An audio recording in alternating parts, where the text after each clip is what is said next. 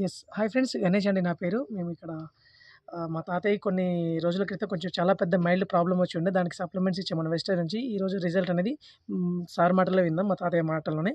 ఇప్పుడు చెప్పండి sir. Yes. Yes.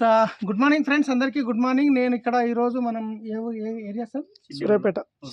Suryapet దగ్గర చెన్నైములో. సో గణేష్ సార్ మాట్లాడారు కదా, సార్ వాళ్ళ తాతయ్య గారు. సో యాక్చువల్గా సార్కి ఏం ప్రాబ్లం ఉండే, సార్ గిట్ట ఆర్ఎంపీ డాక్టర్. సార్ ఒకసారి ఏం ప్రాబ్లం ఉండే సార్, మీ రిపోర్ట్లు చూపించుకుంటే చెప్పండి కొంచెం. ఇక్కడికి ఆర్ట్లో వాల్స్ అనేది బ్లాక్ అయిపోయినాయి. టోటల్గా 3 వాల్స్ బ్లాక్ అయిపోయాయి. ఒకటి వచ్చేసి ముందుగా వచ్చేసి షుగర్ వచ్చేసి ఇంతకుముందు 350 250 అట్లా ఉండేది. ఇప్పుడు వచ్చేసి 70కి వచ్చేసిందండి, నార్మల్ వచ్చేసింది. అది ఫాస్టింగ్ యూరిన్ షుగర్ అయితే నిల్లు, ఫాస్టింగ్ బ్లడ్ షుగర్ అయితే 70 ఉన్నది. నెక్స్ట్ వచ్చేసి డేట్ చూపించండి, ఎప్పుడు తీసిన రిపోర్ట్? ఇది 20వ తారీఖు 11/2022 అండి, ఇది 2022. ఓకే. నెక్స్ట్ వాల్స్ బ్లాక్ అనేది వచ్చేసి ఒక వాల్ వచ్చేసి 80% బ్లాక్ అయిపోయిందండి. ఒక వాల్ వచ్చేసి 80% బ్లాక్ అయింది. ఒక వాల్ వచ్చేసి 90% బ్లాక్ అయిందండి. అంటే టోటల్గా 3 వాల్స్ టోటల్గా బ్లాక్ అయిపోయాయండి. ఇప్పుడు మన విస్టేజ్లో వచ్చేసి సో చెప్తాను. సో ఈ బ్లాకేజెస్ అయిన తర్వాత హాస్పిటల్లో ఉన్నారు యాక్చువల్గా హైదరాబాద్లో. ఉన్న తర్వాత సార్కి అది షుగర్ గిట్ట ఉండడం వల్ల ఆపరేషన్ చేయాలంటే చేయలేకపోయారు. స్టంట్స్ వేయాలి, బీపీ ఉంది కాబట్టి ఇక వాళ్ళు చేయలేము అని చెప్పేసి ఇంటికి తీసుకెళ్ళిపోండి అని చెప్పారు. తీసుకెళ్ళిపోమని చెప్పిన తర్వాత మన వెస్టీజ్ సప్లిమెంట్స్ ఇక దాని ఫుల్గా మనం ఇవ్వడం జరిగింది.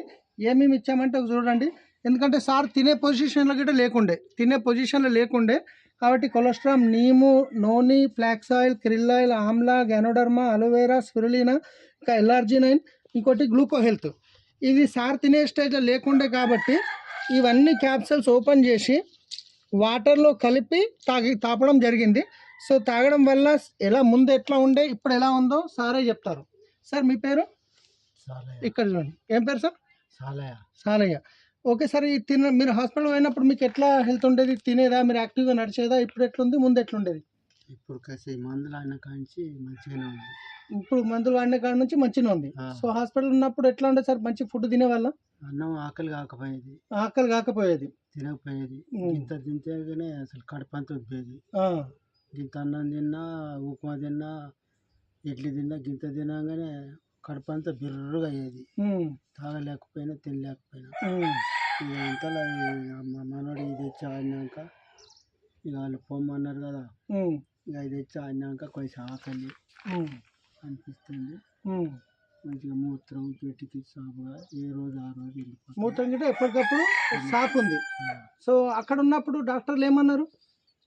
డాక్టర్ల కాడికి ఈరైపోయారు. అప్పుడు మీకు నడవడానికి శాతం అయ్యేదా? ఇంకా మామూలు గాసుంటే పోయి నిలబడేది. కొంత దూరం పోగానే మీకు ఆయాసం వచ్చి నిలబడేది. ఇప్పుడు నడుస్తున్నారా మంచిగా? ఇక్కడనే తిరుగుతాను అటు ఇటు ఇక్కడ. ఇప్పుడు ఓకే కదా? సో ఫ్రెండ్స్ చూసిరా ఒకసారి సప్లిమెంట్ వాడినాక ఎంత మంచి రిజల్ట్స్ ఉన్నాయి. ఇవి ఏవి కెమికల్ గోళీలు కావు, మేము డాక్టర్లం కాము. ఇదేంటంటే ఫుడ్ సప్లిమెంట్. తినే ఆహారం ద్వారా ఏవైతే పోషకాలు తక్కువ ఉన్నాయో వాటిని సప్లిమెంట్ రూపంలో ఇస్తున్నాం అంతే. మీకు ప్రాబ్లం ఉంటే మీకు తెలిసిన వాళ్ళకి హెల్ప్ చేయండి. So thank you, wish you well.